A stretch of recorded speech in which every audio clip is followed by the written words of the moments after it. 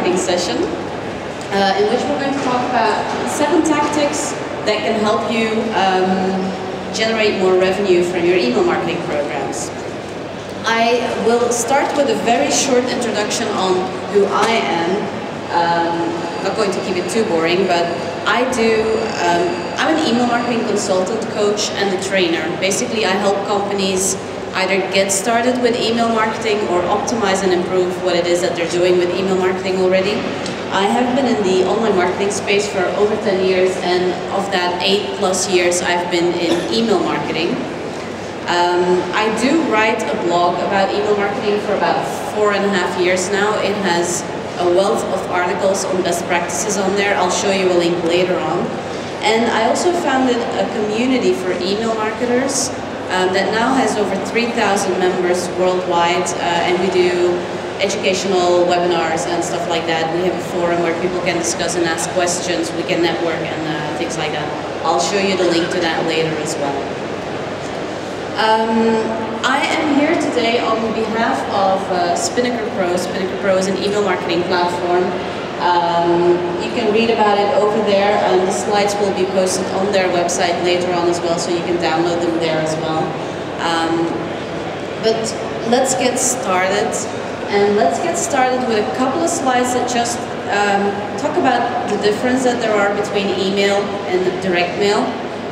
And that will take us about 5 minutes, I guess. I think the first biggest difference between email and direct mail is the fact that in email, the reader is in control. And that means when he pushes the unsubscribe button, you're done. There's no way you can communicate with him via email anymore.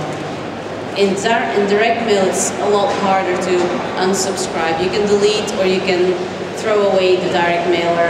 You can delete the email, you can throw away the direct mailer. That's kind of similar, but in email there's that big unsubscribe button. The user or the reader is in control.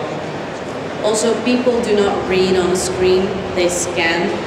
If you write a lot of content, like if you would put that content in an email over there, it would just be one big block of text that nobody will read. So you need things to jump out and to actually get your attention.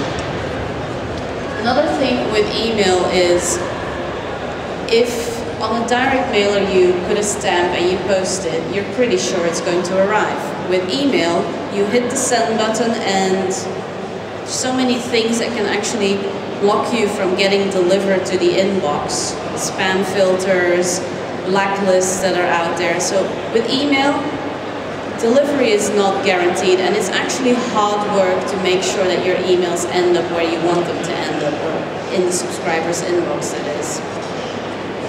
Also, a direct mailer, you create it, you print it, you send it out.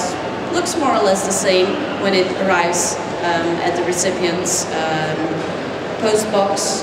An email can look different in Outlook 2007, Outlook 2003, Gmail, Hotmail, Yahoo.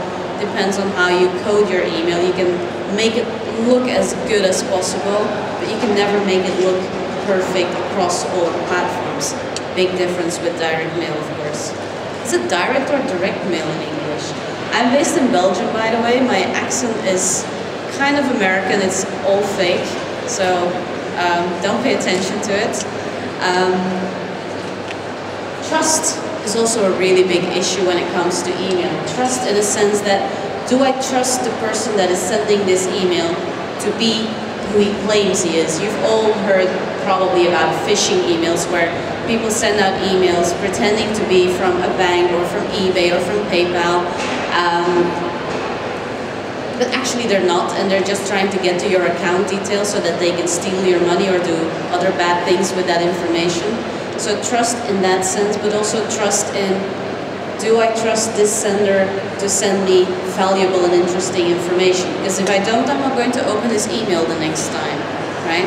So trust in the sense that I've received 3 emails from you, they were not interesting, I do not trust you anymore, and I'm not going to open your next email.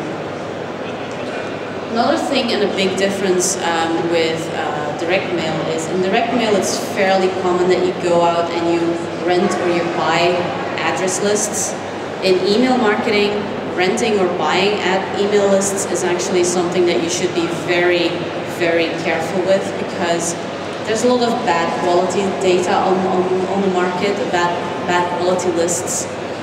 And I always tell my clients, if a supplier gives you a list with email addresses and says, go ahead and mail them, like they give you an actual file with email addresses, don't. Just don't go ahead with that vendor. If the vendor says, yes, you can have that file, or you can rent my list, but I will be the one that's mailing to it, then you're probably in a much better position. And you're probably going to pay a bit more as well, but those addresses will probably be a bit more valuable than the other ones. Because just think about it, a vendor that sells or rents email addresses, those email addresses are their biggest asset.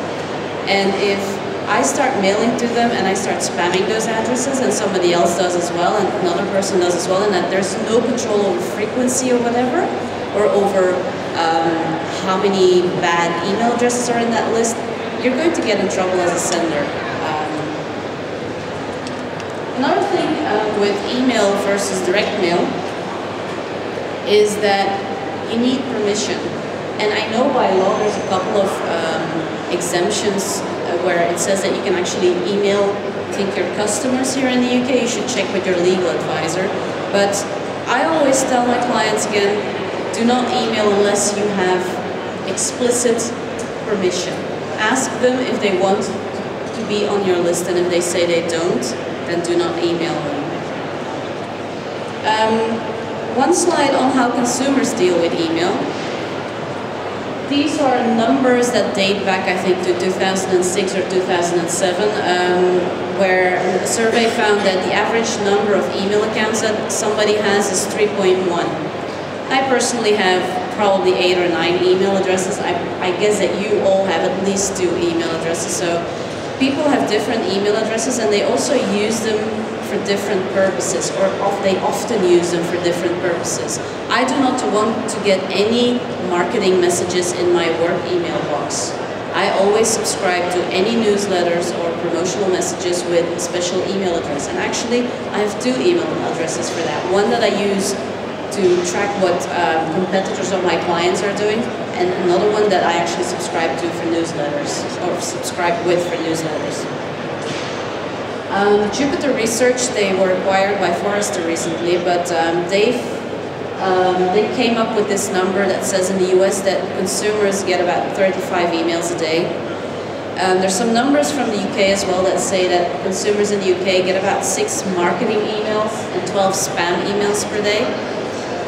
Employees, you probably all know that, but we get over 100 emails on certain days. The ones where we don't get that many emails are probably the weekends. To decide whether I'm going to open or delete your email, I'm not going to spend more than 1 or 2 seconds. So it's really very important that you make a good impression with your envelope, or with envelope I mean the sender name and your subject line. And then once they've opened the email, they're probably not going to spend more than 5 to 7 seconds reading it or scanning it. So you have very, very limited time to actually make your point. One other thing that I'd like to share with you is the reason why people unsubscribe is usually either the content that you're sending them is not interesting or relevant or valuable to them, and or you send them too many emails. Those are the 2 top reasons why people unsubscribe. So keep that in mind. Your frequency is important, and also what kind of content that you send them is important. Consumers also do not think, I mean, a consumer thinks that even if they have signed up to your email list and you're not sending them interesting emails, you are a spammer in their mind. Okay, so permission does not give you actually it's not like a free way to actually send whatever you want. Permission is something that you need to earn with every email that you send. Let's get into the 7 tactics that I promised that you would hear from me today. You drink.